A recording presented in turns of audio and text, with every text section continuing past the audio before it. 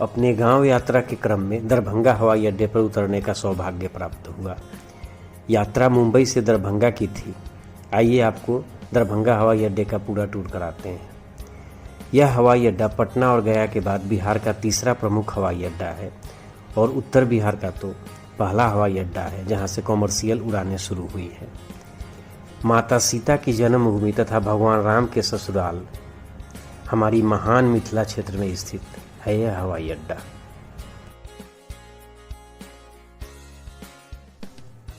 दरभंगा हवाई अड्डा 2018 में बनना शुरू हुआ था, जबकि 8 नवंबर 2020 से यहां से स्पाइस जेट की उड़ानें शुरू हुई। वर्तमान में यहां से स्पाइस जेट की दिल्ली, मुंबई तथा बेंगलोर की सीधी उड़ानें हैं, जबकि इंडिगो द्वारा कोलकाता तथा हैदराबाद की सीधी उड़ान सेवा प्रदान की जाती है। वैसे अगर कनेक्टिंग फ्लाइट को देखें तो यहाँ से पूरे देश के साथ साथ विदेशी डेस्टिनेशन के लिए भी सेवा उपलब्ध है।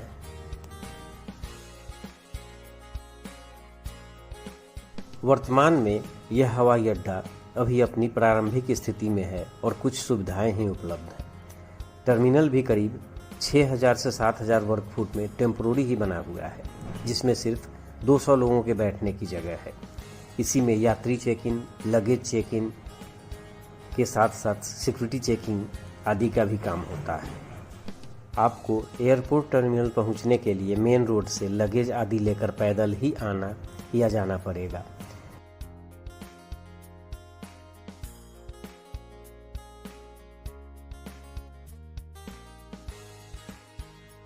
टर्मिनल से एयरक्राफ्ट स्टैंड भी लगभग 2 किलोमीटर है, जहां से विमान कंपनी बस द्वारा यात्रियों को पहुंचाती या ले जाती है।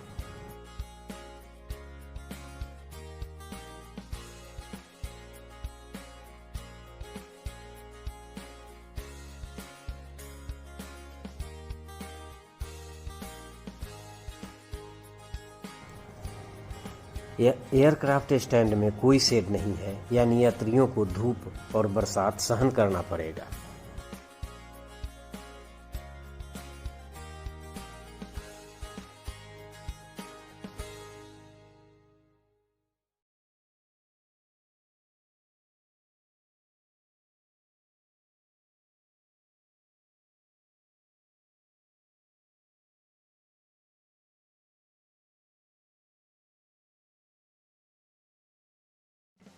आइए आपको इस हवाई अड्डे का इतिहास भी बताते हैं।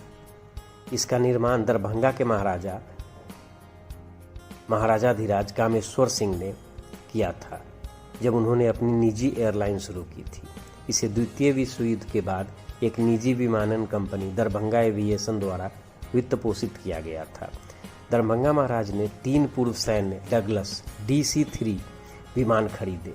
दरभंगा एविएशन 1950 में शुरू किया गया था और 1962 में बंद हो गया। बंद होने का कारण 1962 के भारत चीन युद्ध के दौरान भारतीय वायुसेना द्वारा इस हवाई अड्डे का अधिग्रहण कर लिया जाना था।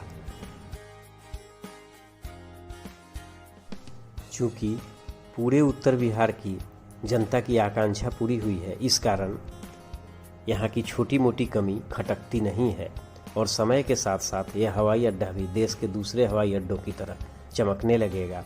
फिर आपको यहाँ भी ऐसे दृश्य देखने को मिलेंगे और हम सब गर्व से कहेंगे, हमर मैथिली महान, हमर मिथिला महान।